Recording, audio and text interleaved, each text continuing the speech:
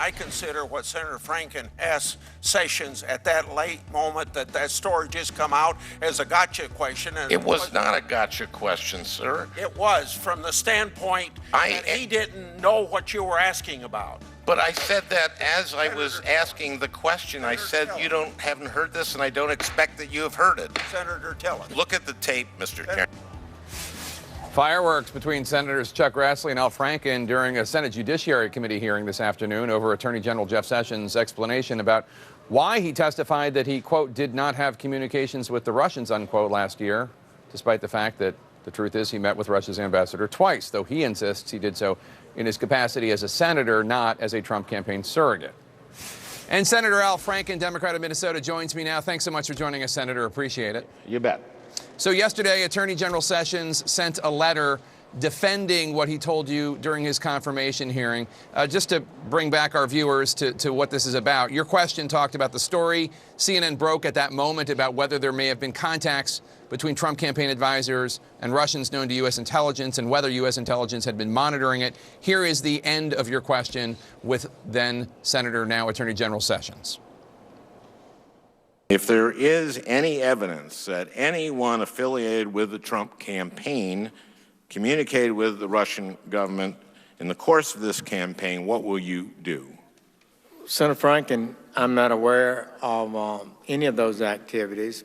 I have been called a surrogate at a time or two in that campaign, and I did not have communications with the Russians, and I'm unable to comment on it.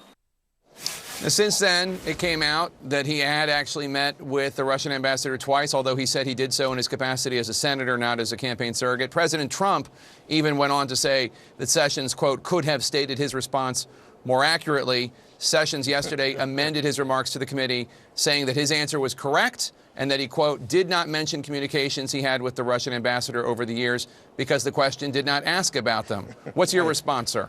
That's a ridiculous response. It's not a clarification at all. Of course, the question didn't ask about the Russian ambassador. I didn't ask him. He answered a question that he asked himself, which is, did I meet with any Russians? And he answered it falsely. He said, no, I hadn't. So this response, listen, I've been cutting him a lot of slack. I've been refusing to say that he lied. I've wanted to wait for this letter to come out. It's hard to come to any other conclusion that he just perjured himself. So you think he perjured himself? What do you think the penalty should be? Do you think he should resign? I think he should come before the committee and explain this. Of course, no one asked him about the Russian ambassador. He's the one who volunteered that information, that he didn't speak to anybody, and it turned out he had met twice with the Russian ambassador, once a private meeting. And he had 7 weeks to just notify us. This is about the Russian government hijacking our election. And this is about whether there was any collusion in that interference by the Trump campaign. And it raises all kinds of questions. What do the Russians have on Trump? Why is he so complimentary to Putin all this time? His son said in 2008 that we have a lot of Russian money coming into our operation, or in our organization, our business organization. We need to see the president's income taxes. He lied about that. He said you can't release your income taxes if you're under audit. Yes, you can. Mm-hmm. Also, he was asked to produce a letter from the IRS saying you're under audit. He can't produce that. Senator, let me ask you, you have been criticized by Republicans. Senator Grassley, the chairman of the Judiciary Committee, said that your question was a gotcha question. Folks on Fox and Friends, I'm not sure if you saw it, but they criticized... I don't watch Fox and Friends. It's in the morning, and I'm usually getting off to work. Just to bring you up to speed, I think they criticized, some of the individuals there criticized your question as meandering and confusing. Bottom line, is it possible that Senator Sessions, Attorney General Sessions, thought that you were talking about talking to Russians in the capacity as a campaign surrogate versus as a senator? I asked him a very clear question, which is that if this information turned out to be true, that members of the Trump campaign had been talking to the Russians, what would you do? Meaning, what would you do as Attorney General?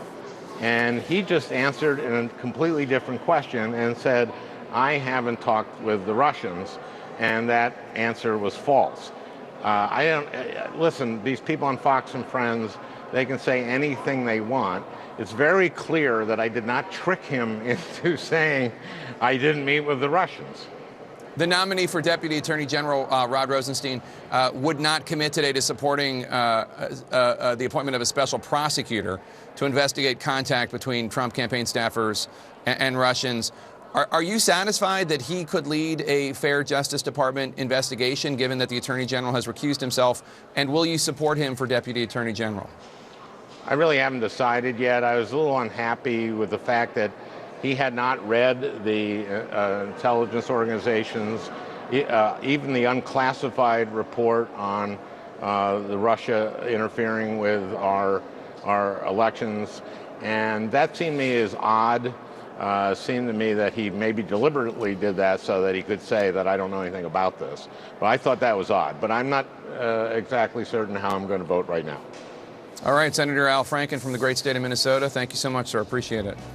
Jake Tapper from Washington, D.C.